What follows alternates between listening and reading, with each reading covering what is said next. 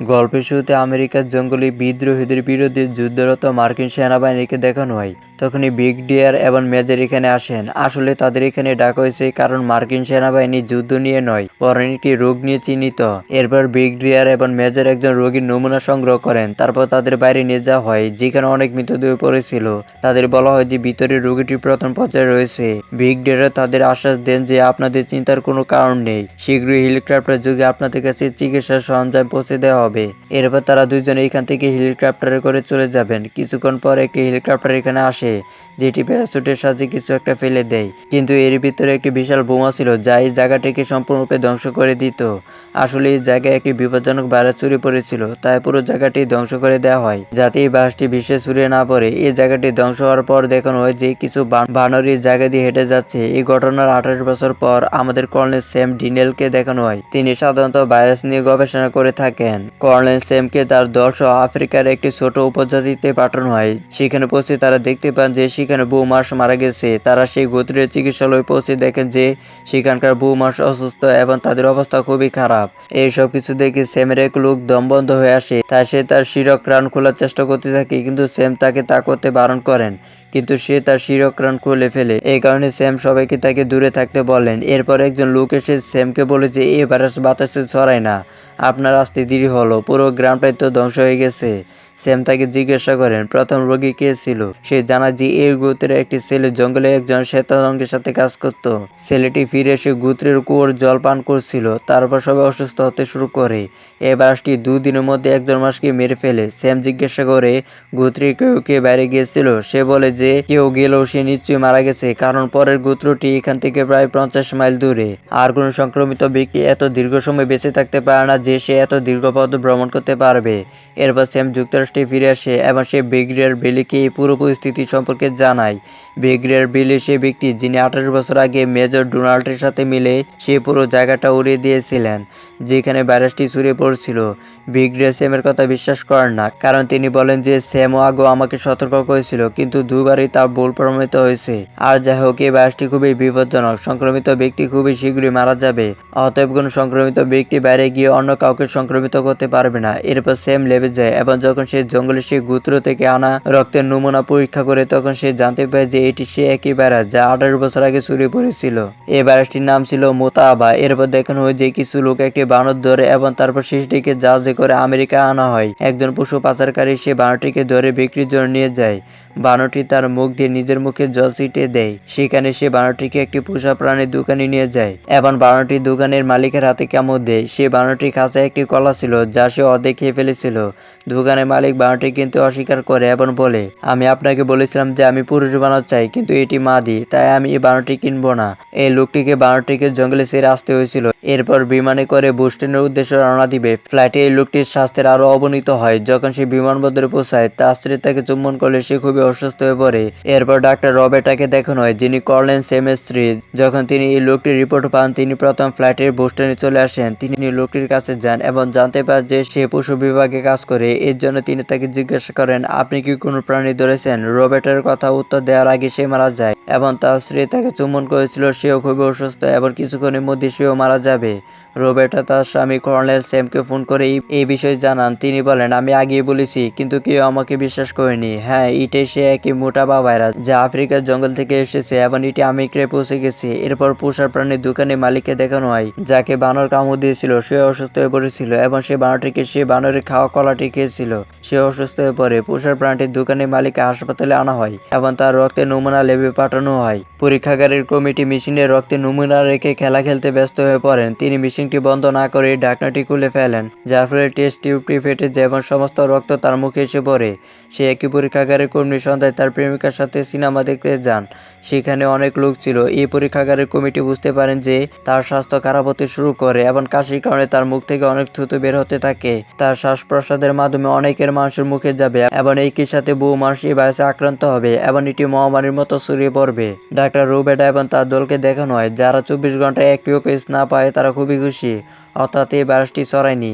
তারপর তারা ক্যালিফোর্নিয়া থেকে একটি ফ্যাক্স পায় যে এখানে একটি উদ্ভুত রোগ ছড়িয়ে পড়ছে। রোবেটা বুঝতে পারেন এটা কি সে একই ভাইরাস যা এখানে বোস্টনে পাওয়া গেছিল। রোবেটা তার দলের সাথে ক্যালিফোর্নিয়া যান। স্যামও ক্যালিফোর্নিয়া যেতে চায় কিন্তু বিগ ডে তাকে এই মামলায় জড়াতে চান না, কারণ সে চায় না সে এবং মেজর মিলে 28 বছর আগে সমস্ত সৈন্যদের হত্যা করেছিল যাতে এই বাসটি ছড়িয়ে না পড়ে। সেই জিনিসটা পৃথিবীর আগে এসেছিল। স্যাম তার কথা শুনে না এবং সে ক্যালিফোর্নিয়া যায়। সমস্ত গবেষণার পর তারা জানতে পারে যে ব্যক্তি প্রথমে এই বাসটি খুঁজে পেয়েছিল সে একটি পোষা প্রাণীর দোকানের মালিক এবং যে প্রাণীটির মধ্যে এই বাসটি আছে সেটিও সে পোষা প্রাণীর দোকানের ভিতরে। আর যদি সে প্রাণীটি ইতিমধ্যে সে পোষা প্রাণীদের দোকানে থাকে যার ভিতরে বাসটি আছে, তাহলে তার শরীরের ভিতরে এর অ্যান্টিবডি থাকবে, অর্থাৎ এই ভাইরাসের বিরুদ্ধে লড়াই করার ক্ষমতা। যদি সে প্রাণীটি ধরা হয় তাহলে পরীক্ষা করার পর সেই ভাইরাসের জন্য ওষুধ তৈরি করা যাবে। যেখানে সে একটি বানরকে খুব অসুস্থ অবস্থায় দেখতে পায়, সে তার সঙ্গীকে বলে যে এটা সে বানর নয়, কারণ যদি এর ভিতরে আগে থেকে কোনো প্রাকৃতিক ভাইরাস থাকতো তাহলে এটি অসুস্থ হতো না। তবুও আমাদের এর রক্তের নমুনা নিতে হবে। এখন স্যাম বিগ রেডের কাছে গিয়ে তাকে বলে যে মোটা বা ভাইরাস বাতাসে ছড়াতে শুরু করেছে, কারণ এটি বিকশিত হয়েছে। আপনাকে পুরো শহরকে কোয়ারেন্টাইন করতে হবে। চারদিকে বিশৃঙ্খলা এবং শহরটিকে চারদিক থেকে সিল করে দেওয়া হয়েছে যাতে কোনো সংক্রমিত ব্যক্তি এখান থেকে বের হতে না পারে। হাসপাতালে বাইরে দেখানো হয় যেখানে বিগ ডের ওষুধের একটি ট্রাক পাঠিয়েছিলেন। 28 বছর আগে যখন এই বাসটি ছড়িয়ে পড়ছিল তখন এর টিকা তৈরি করা হয়েছিল।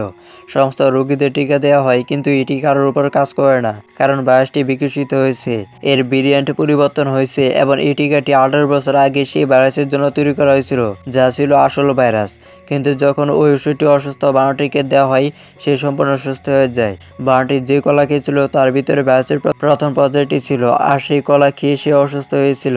এই ওষুধটি সেই পর্যায়ের জন্য তৈরি। স্যাম বুঝতে পারে যে সেনাবাহিনীর কাছে মোটা বা ভাইরাস সম্পর্কে আগে থেকে তথ্য ছিল, কিন্তু এই বিষয়টি তার কাছ থেকে গোপন রাখা হয়েছে। স্যামের দলের একজন ডাক্তার এই ভাইরাসে আক্রান্ত হন, আর স্যামের স্ত্রী রোবেটা যখন তাকে ইনজেকশন দিচ্ছিল তখন তার অতিরিক্ত নড়াচড়ার কারণে ইনজেকশনে সে একই সিরিজটি রোবেটার হাতে চলে যায় এবং সে স্যামকে এই কথা জানায় না। কিন্তু যখন সে আদৌ ছিল স্যাম সেখানে আসে এবং সে দেখতে পায় যে রোবেটার হাতে একটি সিরিজ রয়েছে।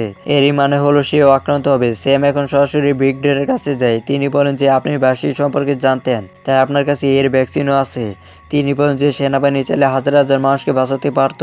আমাদের এই বিষয়ে আরও গবেষণা করা উচিত ছিল, কিন্তু সেনাবাহিনী এই ভাইরাসটি বাঁচিয়ে রেখেছিল কারণ তারা একটি জৈবিক অস্ত্র চেয়েছিল। সেনাবাহিনী যদি এই ভাইরাস সম্পর্কে গোপন না করতো এবং চিকিৎসাবিদ্যা এই বিষয়ে শেখানো হতো তাহলে আমরা এই ভাইরাস আক্রান্ত প্রাথমিক রোগীদের সুস্থ করে তুলতে পারতাম, আর এই ভাইরাসটি এইভাবে বিশ্বে ছড়াতো না যেভাবে এটি এখন ছড়াচ্ছে। বিগ ডে স্যামকে বলে যে আজ রাত 8টায় পুরো শহরে বোমা ফেলা হবে এবং স্বয়ং রাষ্ট্রপতি আদেশে।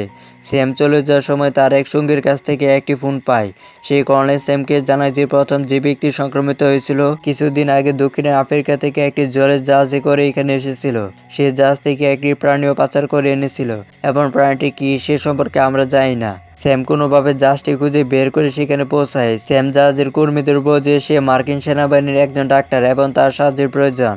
জাহাজের কর্মীরা স্যামকে সে জায়গায় নিয়ে যায় যেখানে সংক্রমিত লোকটি মৃতদেহ ছিল, যে আফ্রিকা থেকে বানরটি নিয়ে এসেছিল এবং সেও মোটা পা ভাইরাসে মারা গিয়েছিল। স্যাম যখন তার ঘরে প্রবেশ করে তখন সে বানরটির ছবি দেখতে পায়। সে বুঝতে পায় যে এটি সে একই বানর যা মানুষকে সংক্রমিত করেছে, অর্থাৎ তার শরীরের ভিতরে ভাইরাস আছে, কিন্তু সে ভালো আছে কারণ তার শরীরে এই ভাইরাসের বিরুদ্ধে লড়াই করার ক্ষমতা আছে। স্যাম যদি সে বানরটিকে খুঁজে পায় তবে সে বানরটিকে পরীক্ষা করে এই ভাইরাসের জন্য ওষুধ তৈরি করতে পারবে। স্যাম জাতীয় টেলিভিশনে সে বানরটির ছবি দেখায়। তিনি বলেন যে যদি কেউ এই বানরটিকে দেখে থাকেন তাহলে এর থেকে দূরে থাকুন এবং যত তাড়াতাড়ি সম্ভব আমাদের জানান। একজন মহিলা খবরটি দেখেন। আসলে তার মেয়ে ওই বানরটির সাথে বন্ধুত্ব করেছিল। তিনি স্যামকে খবর দেন এবং স্যাম তার দলবল নিয়ে তাদের বাড়িতে পৌঁছায়। যে মেয়েটির বানরটির বন্ধু স্যাম সেই মেয়েটিকে বলে যে তোমাকে ওই বানরটিকে ডাকতে হবে, সবার ওই বানরটিকে দরকার। মেয়েটি জঙ্গল থেকে বানরটিকে ডাকে এবং যখন সে বেরিয়ে আসে তাকে বন্দুকের গুলিতে অজ্ঞান করে দেওয়া হয়। মার্কিন সেনাবাহিনীকে দেখানো হয় যারা পুরো শহরটাকে উড়িয়ে দেওয়ার জন্য ক্ষেপণাস্ত্রটি উড়িয়েছিল। স্যাম ব্রিগেডিয়ারকে ফোন করে জানায় যে আমরা বানরটিকে পেয়ে গেছি, অর্থাৎ যে প্রাণীটির মাধ্যমে এই লোকটি ছুড়েছিল সে এখন তার দখলে এবং তার বন্দী। ব্রিগেডিয়ার বলে আমি এই আক্রমণটি কিছু সময়ের জন্য থামাতে পারবো, তুমি তাড়াতাড়ি আমার কাছে পৌঁছাও। স্যাম বানরটিকে নিয়ে লেবে আসে যেখানে তার রক্ত থেকে ওষুধ তৈরির প্রক্রিয়া করা হয়। স্যাম তার স্ত্রীর কাছে যায় যে ভাইরাসে মারাত্মকভাবে আক্রান্ত ছিল। স্যাম এই রোগের সিরাম তৈরি করছিল যা সে তার স্ত্রীর শরীরে ইনজেক্ট করে, যার ফলে সে সুস্থ হতে শুরু করে। স্যামকে বলা হয় যে শহরটিকে বোমা ফেলার আদেশ এখনো পুরোপুরি প্রত্যাহার করা হয়নি। মার্কিন সেনাবাহিনী বোমা নিয়ন্ত্রণ কক্ষ বহনকারী একটি বিমান ক্রমাগত শহরের দিকে এগিয়ে যেতে দেখা যায় যেখানে মেজর ডোনাল্ড থাকার কথা ছিল।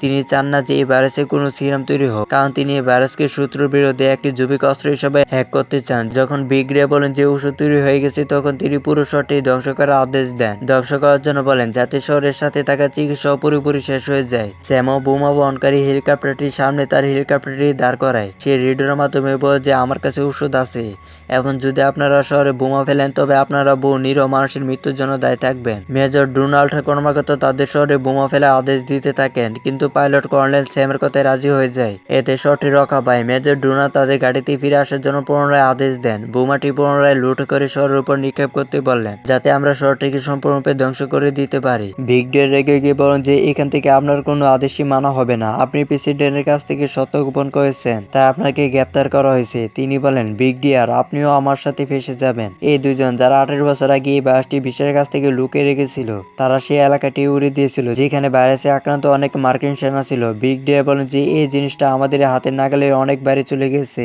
এরপর মেজর ডোনাল্ডকে গ্রেপ্তার করা হয়। শেষে দেখানো হয় যে স্যাম তার স্ত্রী রবার্টের কাছে যায়। সে সম্পূর্ণ সুস্থ হয়ে উঠেছে। এর অর্থ হলো এই ভাইরাসের সঠিক চিকিৎসা আবিষ্কৃত হয়েছে। এখানে এই সিনেমার গল্প শেষ হয়ে যায়। এই সিনেমাটি 1995 সালে মুক্তি পায়। সিনেমাটির বাজেট ছিল $50 মিলিয়ন এবং এটি বক্স অফিসে আয় করে $190 মিলিয়ন।